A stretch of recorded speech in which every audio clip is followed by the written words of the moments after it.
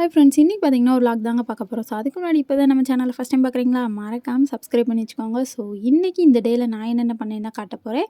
So அதுக்கு முன்னாடி எங்கள் வீட்டில் என்ன ஸ்பெஷல்னு பார்த்துடலாமா. சுட சுட சாதம், அப்புறம் பார்த்தீங்கன்னா பாவக்காய் கூட்டு. எங்கேயாவது கேட்டிருக்கீங்களா, எங்கள் வீட்டில் தான் வைப்பாங்க. ஸோ அதுக்கடுத்து பார்த்தீங்கன்னா புளிக்குழம்பு. எப்போ பார்த்தாலும் புளிக்குழம்பு தாங்க வைக்காங்க, அது ரொம்ப கொடுமையாக இருக்குது. ஸோ அதுக்கு தொட்டுக்க பார்த்தீங்கன்னா புடலங்காய் வச்சுருந்தாங்க. ஸோ அதுக்கடுத்து பார்த்தீங்கன்னா சூப்பு போட்டு வச்சுருந்தாங்க எனக்கு புடலங்கால. ஸோ பக்கத்துலேயே என்னோடய தம்பிக்கு பேக் பண்ணிகிட்டு இருந்தாங்க, அது சைடு நடந்துட்டு இருந்துச்சு. சரின்ட்டு நானும் ஜூஸ் எடுத்துகிட்டு வந்துட்டேங்க. ஸோ எடுத்துகிட்டு வந்துட்டு பொறுமையாக உட்காந்து குடிச்சிட்டு இருந்தேன், ஏன்னா சுட சுட இருந்துச்சு. ஸோ நானே ஃபஸ்ட் டைம் குடிக்கிறேங்க, எப்படி இருக்குன்னு தெரில. குடிச்சு பார்த்தேன், சூப்பராக இருந்துச்சுங்க. இந்த பூசணிக்காய் இருக்குல்ல, அந்த மாதிரி அதை நம்ம இது பண்ணி சாப்பிட்டோம்னா எப்படி இருக்கும், அந்த மாதிரி தான் இருந்துச்சு.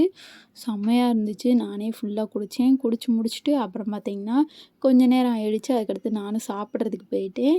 ஸோ பாருங்கள், எங்கள் வீட்டில் என்ன ஸ்பெஷல்னு பார்த்தீங்களா, புளிக்குழம்பு, அதுக்கு தொட்டுக்க புடலங்காய் கூட்டு. சரின்ட்டு நானும் சாப்பிட்டு முடிச்சுட்டு குளிச்சுட்டு வழக்கம் போல் கிளம்பியாச்சு கிளாஸுக்கு. ஸோ போவேலையே லைட்டாக மோடம் போட்ட மாதிரி இருந்துச்சு, ஆனால் வரையில் பார்த்திங்கன்னா சரியான வெயில் ஆயிடுச்சு.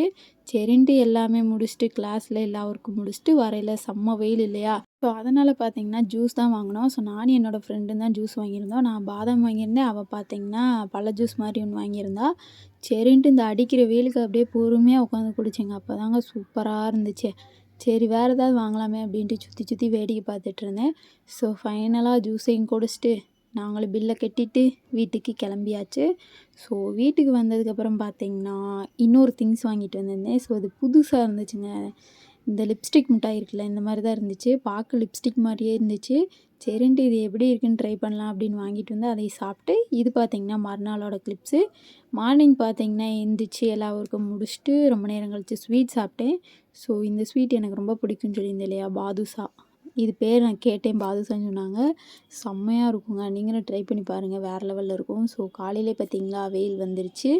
ஸோ வழக்கம் போல் இன்றைக்கி எங்கள் வீட்டில் என்னென்னு பார்த்திங்கன்னா அதே புளிக்குழம்பு தான்.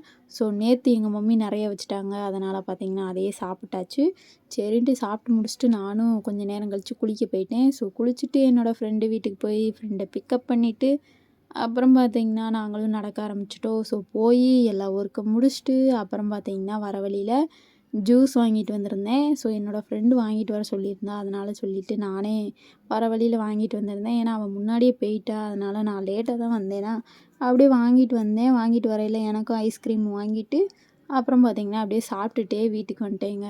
ஸோ இந்த வெயிலுக்கு இந்த மாதிரி கூலிங் ஐட்டம் தான் சாப்பிடணும் போல் இருக்குது. பட் என்னென்னா சில சமயம்லாம் எனக்கு ஒத்துக்க மாட்டேங்குதா, இருந்தாலும் நமக்கு அதுதான் தேடுது.